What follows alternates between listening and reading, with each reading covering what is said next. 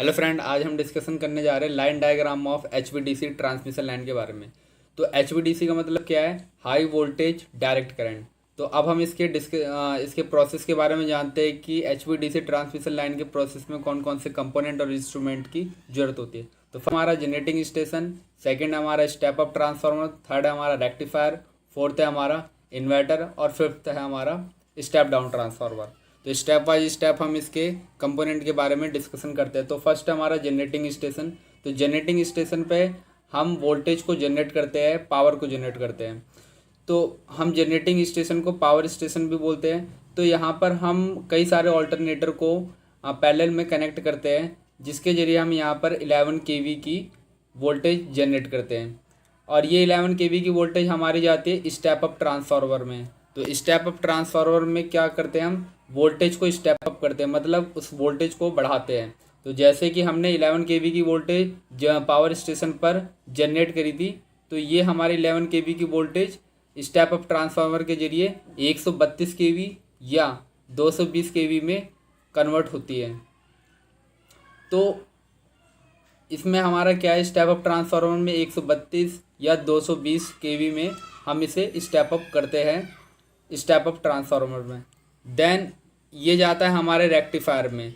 तो जो वोल्टेज हमने स्टेप अप करी है स्टेप अप ट्रांसफार्मर में, वो जाएगी हमारे रेक्टिफायर में। अब रेक्टिफायर का क्या यूज होता है? हमारे रेक्टिफायर का यूज होता है जो एसी था, मतलब जो एसी जनरेट हुआ था हमारे जनरेटिंग स्टेशन पे और उसके बाद उसका स्टेप अप किया हमने, उसको डीसी में कन्वर्ट करने का। तो मतलब हमारा रेक्टिफायर क्या करता है, एसी को डीसी में कन्वर्ट करता है।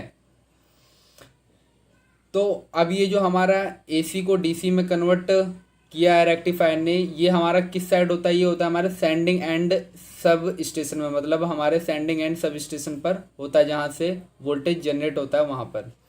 तो अब ये वोल्टेज जो हमारी डीसी है, अब ये एचवीडीसी जो है, ये हमारे हाई वोल्टेज डायरेक्ट करंट है। अब ये हमारे ट्रांसमिट होगी रेक्टिफायर से इन्वर्टर की तरफ।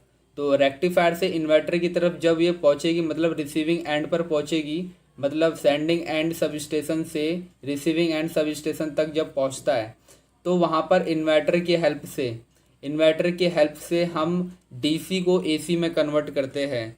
अब डीसी को एसी में कन्वर्ट करने की हमें क्यों ज़रूरत पड़ती है? क्योंकि हमें एसी वोल्टेज को हम स्टेप अप या स्टेप डाउन करना होता है। मतलब क्या है कि डीसी वोल्टेज को हम स्टेप अप और स्टेप डाउन नहीं कर सकते। इसलिए हम क्या करते हैं कि पहले हम डीसी को एसी में कन्वर्ट करते हैं रेक्टिफायर के हेल्प से, एंड देन फिर उस डीसी को इन्वर्टर के जरिए एसी में कन्वर्ट करते हैं। और वो एसी पावर हमारे फिर स्टेप डाउन ट्रांसफार्मर में जाती है, और वो स्टेप डाउन ट्रांसफार्मर हमारा T2S में। तो स्टेप डाउन ट्रांसफार्मर की हेल्प से हम एसी वोल्टेज को स्टेप डाउन करते हैं कंज्यूमर के लिए। तो कंज्यूमर को हमें सेंड करना होता है कम वोल्टेज, मतलब 440 वोल्ट या 220 वोल्टेज हमें कंज्यूमर को सेंड करना होता है। तो स्टेप डाउन ट्रांसफार्मर की हेल्प से हम स्टेप डाउन कर लेते हैं। तो ये हमारा इसका प्रोसेस। हमने ट्रांसफार्मर का रिसीविंग एंड सब स्टेशन पर और सेंडिंग एंड सब स्टेशन पर हमने ट्रांसफार्मर का यूज क्यों किया, इसके बारे में डिस्कशन करते हैं। ट्रांसफार्मर का यूज हम इसलिए करते हैं क्योंकि ये हमारे एसी को ही सिर्फ स्टेप अप या स्टेप डाउन कर सकता है, इसलिए हम ट्रांसफार्मर का यूज करते हैं। इसके रिसीविंग एंड पर और सेंडिंग एंड पर हम ट्रांसफार्मर का यूज करते हैं। और इसके मिडिल पार्ट पर हम high voltage DC transmission line क्यों यूज करते हैं? क्योंकि जो हमारा डीसी ट्रांसमिशन लाइन होता है, डीसी जो होता है हाई वोल्टेज डीसी, उसके बहुत सारे एडवांटेज होते हैं।